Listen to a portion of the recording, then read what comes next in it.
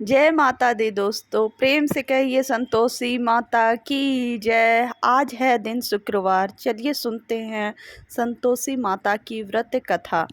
एक गांव में एक बुढ़िया रहती थी जिसके 7 बेटे थे। 6 बेटे कमाने वाले थे और एक बेटा निकम्मा था। बुढ़िया माँ 6 पुत्रों का जूठा 7वें पुत्र को देती। 7वां पुत्र एक दिन अपनी पत्नी से बोला, देखो मेरी माता का मुझ पर कितना प्रेम है। वह बोली, क्यों नहीं, जे सबका जूठा बचा हुआ तुमको खिलाती है। वह बोला, जब तक आँखों से न देखे मान नहीं सकता। पत्नी ने हंसकर कहा, देख लोगे तब तो मानोगे। कुछ दिन बाद एक बड़ा त्योहार आया। घर में 7 प्रकार के भोजन और चूरमा के लड्डू बने। वह पत्नी की बात को जांचने के लिए सिर दर्द का बहाना बनाकर पतला कपड़ा सिर पर ओढ़कर रसोई में जाकर सो गया और कपड़े में से सब देखता रहा। 6 भाई भोजन करने आए। उसने देखा माँ ने उनके लिए सुंदर सुंदर आसन बिछाए, 7 प्रकार की रसोई परोसी और आग्रह करके उन्हें भोजन कराती रही। वह देखता रहा। 6 भाई भोजन कर उठ गए। तब माँ ने उनकी 5 थालियों में से लड्डुओं के टुकड़ों को उठाया और एक लड्डू बनाया। जूठन साफ कर माँ ने उसे पुकारा, उठ बेटा उठ, तेरे भाइयों ने भोजन कर लिया, तू भी उठकर भोजन कर ले। उसने कहा, माँ मुझे भोजन नहीं करना, मैं परदेश जा रहा हूँ। माता ने कहा, कल जाना हो तो आज ही जा।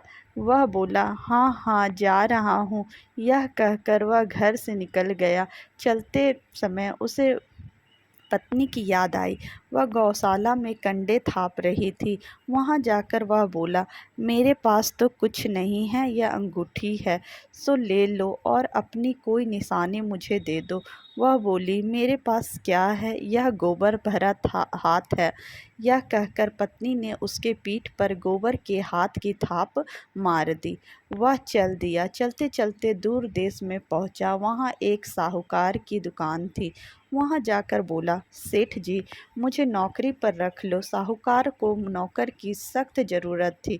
साहूकार ने कहा, काम देखकर तनख्वाह मिलेगी। उसने कहा, सेठ जी जैसा आप ठीक समझे। उसे साहूकार के यहाँ नौकरी मिल गई। वह वहाँ दिन रात काम करने लगा। कुछ दिन में दुकान का लेन देन, हिसाब किताब, ग्राहकों को माल बेचना, सारा काम करने लगा। साहूकार के 7-8 नौकर थे। वे सब चक्कर खाने लगे, लेकिन उसने अपनी लगन, परिश्रम और ईमानदारी से सभी को पीछे छोड़ दिया। उसे अपने किए का फल मिला। सेठ ने भी उसका काम देखा और 3 महीने में ही उसे मुनाफे में साझीदार बना लिया। परिश्रम करते करते 12 वर्ष में ही वह नगर का नामी सेठ बन गया और सेठ अपना सारा कारोबार उस पर छोड़कर बाहर चला गया। इधर उसकी पत्नी पर क्या बीती वह सुने। सास ससुर उसे दुख देने लगे। गृहस्थी का काम करवाकर उसे लकड़ी लेने जंगल में भेजते। इस बीच घर की रोटियों में के आटे से जो भूसी निकलती थी उसकी रोटी बनाकर रख दी जाती और फूटे नारियल की नरेली में पानी दिया जाता। इस तरह दिन बीतते रहे। एक दिन वह जब जंगल में लकड़ी लेने जा रही थी, तब उसे रास्ते में बहुत सी स्त्रियां संतोषी माता का व्रत करते दिखाई दी। यह वहां खड़ी होकर पूछने लगी, बहनों यह तुम किस देवता का व्रत करती हो और इसके करने से क्या फल होता है? इस व्रत के करने की क्या विधि है? यदि तुम अपने इस व्रत का विधान मुझे समझाकर कहोगी तो मैं तुम्हारा बड़ा एहसान मानूंगी। उसमें से एक स्त्री बोली, सुनो, यह संतोषी माता का व्रत है। इसके करने से निर्धनता, दरिद्रता का नाश होता है, लक्ष्मी आती है, मन की चिंताएं दूर होती है, मन को प्रसन्नता और शांति मिलती है, निपुति को पुत्र मिलता है, प्रीतम बाहर गया हो तो वह शीघ्र लौट आता है, कुंवारी कन्या को मनपसंद वर मिलता है, चलता मुकदमा खत्म हो जाता है, कलह क्लेश की निवृत्ति हो, दो मुख शांति होती है, घर में धन जमा हो धन जायदाद का लाभ होता है तथा और भी मन में जो कुछ कामना हो वह संतोषी माता की कृपा से पूरी हो जाती है, इसमें संदेह नहीं है। वह पूछने लगी, यह व्रत कैसे किया जाता है, यह भी बताओ तो बड़ी कृपा होगी। वह स्त्री कहने लगी, बिना परेशानी, श्रद्धा और प्रेम से जितना भी बन सके प्रसाद लेना। 5.25 पैसा से 5.25 आने तथा इससे भी ज़्यादा शक्ति और भक्ति के अनुसार गुड़ और चना लें। हर शुक्रवार को निराहार रहकर कथा कहना सुनना, इसके ओम बीज का कम नहीं टूटे। लगातार नियम पालन के करना। सुनने वाला कोई न मिले तो घी का दीपक जलाकर उसके आगे जल के पात्र को रख कथा कहना, परंतु नियम न टूटे। जब तक कार्य सिद्ध न हो नियम पालन करना और कार्य सिद्ध हो जाने पर व्रत का उद्यापन करना। 3 मास में माता पूरा फल प्रदान करती है। यदि किसी के ग्रह खोटे हैं तो भी माता 1 वर्ष में अवश्य उनको अनुकूल करती है।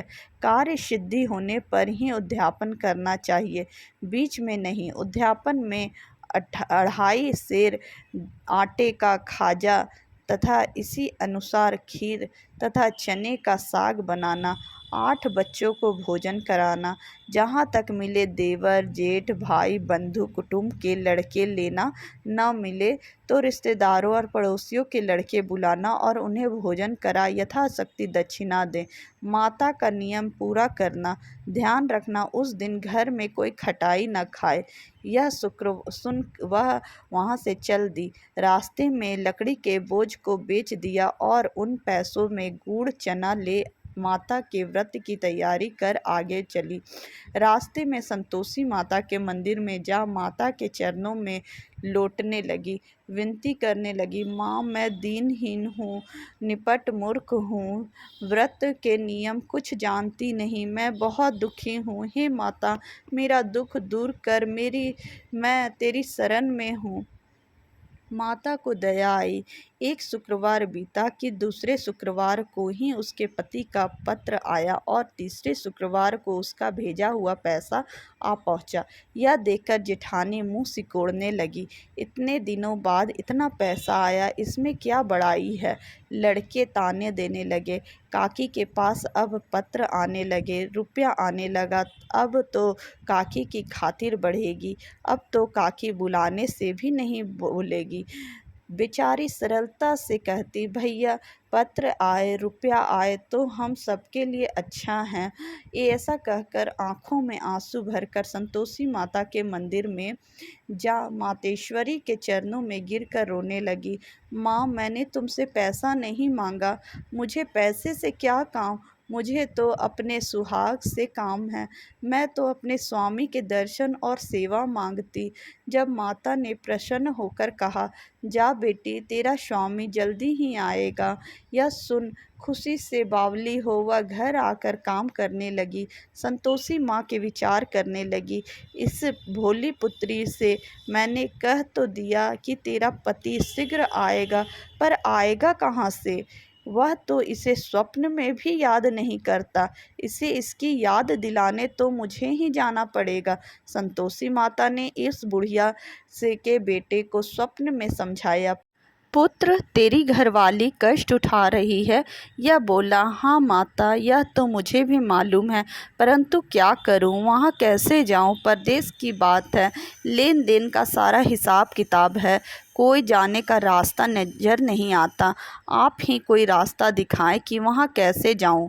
माँ कहने लगी, सवेरे नहा धोकर संतोषी माता का नाम ले, घी का दीपक जला, दंडवत कर और दुकान पर जा बैठना।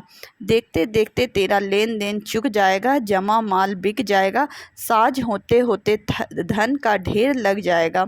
वह अगले दिन सुबह बहुत जल्दी उठा। उसने अपने मित्र बंधुओं परिचितों से स्वप्न में माता द्वारा कही गई बात कह सुनाई। वे सब उसकी बात सुनकर उसकी खिल्ली उड़ाने लगे। वे कहने लगे कि कहीं कभी सपने की बात भी सच्ची होती है। एक बूढ़ा व्यक्ति बहुत समझदार था। वह बोला, देखो भाई, मेरी बात मानो। इस तरह सच या झूठ कहने से बदले देवता ने जैसा कहा है वैसा ही करना। तेरा क्या जाता है। बूढ़े की बात मानकर नहा धोकर उसने संतोषी माँ को प्रणाम किया। फिर भी वह दीपक जलाकर दुकान पर जा बैठा। शाम तक धन का ढेर लग गया। वह हैरान हुआ। मन में संतोषी माता का नाम ले प्रसन्न हो घर जाने के वास्ते गहना कपड़ा व सामान खरीदने लगा। सब काम से निपट अपने घर को रवाना हुआ। उधर उसकी पत्नी जंगल में लकड़ी लेने गई।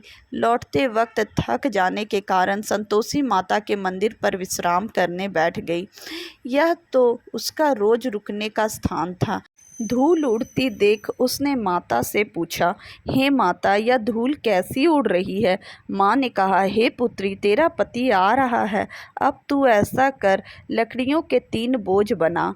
एक नदी के किनारे रख, दूसरा मेरे मंदिर पर और तीसरा अपने सिर पर रख। तेरे पति को लकड़ी का गड्ढा देखकर मोह पैदा होगा। यह वहाँ रुकेगा, नाश्ता पानी बना खाकर माँ से मिलने जाएगा। तू लकड़ी का बोझ उठाकर जाना और बीच चौक में गड्ढा डालकर 3 आवाज़ें जोर से लगाना, लो सासू जी लकड़ियाँ का गट्ठा, लो भूसी की रोटी दो, नारियल के खोपले में पानी दो, आज कौन मेहमान आया है। संतोषी माँ की बात सुनकर वह बहुत अच्छा माँ कहकर प्रसन्न मन से लकड़ियों के 3 बोझ बना लाई। एक नदी के तट पर, दूसरा माता के मंदिर पर रखा। इतने में ही मुसाफिर वहां आ पहुंचा। सूखी लकड़ी देख उसको इच्छा हुई कि अब यही विश्राम कर ले और भोजन बनाकर खा पीकर गांव चले। इस प्रकार भोजन कर विश्राम कर वह अपने गांव में आ गया। उसी समय बहू सिर पर लकड़ी का गट्टा लिए आई। उसने गट्टा को आंगन में डाल जोर से 3 आवाज़ें दी, लो सासू जी लकड़ी का गट्टा, लो भूसी की रोटी दो, नारियल के खोपर में पानी दो, आज कौन मेहमान आया है। यह सुनकर सास ने अपने दिए हुए कष्टों को भुलाने के लिए कहा, बहू, तू ऐसा क्यों कहती है। तेरा मालिक ही तो आया है। बैठ, मीठा भात खाकर कपड़े गहने पहन। पत्नी की आवाज़ सुनकर उसके स्वामी बाहर आया और उसने हाथ में पहनी अंगूठी देख व्याकुल हो गया। उसने माँ से पूछा, माँ, यह कौन है। माँ बोली, बेटे, तेरी पत्नी है। आज 12 वर्ष हो गए हैं। जब से तू गया है तब से सारे गांव में जानवर की तरह भटकती फिरती है। काम काज कुछ करती नहीं, 4 समय आकर खा जाती है। अब तू मुझे देखकर भूसी की रोटी और नारियल के खापरे में पानी मांगती है। वह बोला, माँ, मैंने इसे भी देखा है और तुम्हें भी। मुझे दूसरे घर की चाबी दो, मैं उसमें रहूँगा। ठीक है बेटा, जैसी तेरी मर्जी, कहकर माँ ने चाबी का गुच्छा बेटे के सामने रख दिया। उसने दूसरे घर को खोलकर सारा सामान जमाया। एक ही दिन में वहाँ राजा के महल जैसा ठाट बाट बन गया। अब क्या था, वह सुख भोगने लगी। अगला शुक्रवार उसने पति से कहा, मुझे संतोषी माता का उद्यापन करना है। पति बोला, बहुत अच्छा, खुशी से कर लो। वह उद्यापन की तैयारी करने लगी। जेठ के लड़के को भोजन के लिए कहने गई। उसने मंजूर किया, परंतु पीछे से जेठानी ने अपने बच्चों को सिखलाया, देखो रे, भोजन के समय सब लोग खटाई मांगना, जिससे उसका उद्यापन पूरा न हो। लड़के भोजन करने गए। खीर पेट भर कर खाई, परंतु बात खीर खाना हमें भाता नहीं, देखकर अरुचि होती है। लड़के उठ खड़े हुए, बोले, पैसे लाओ। भोली बहू कुछ जानती न थी, उसने उन्हें पैसे दे दिए। लड़कों ने जाकर बाजार से उन पैसों से इमली खरीदी और खाई। यह देखकर बहू पर माता जी ने कोप किया।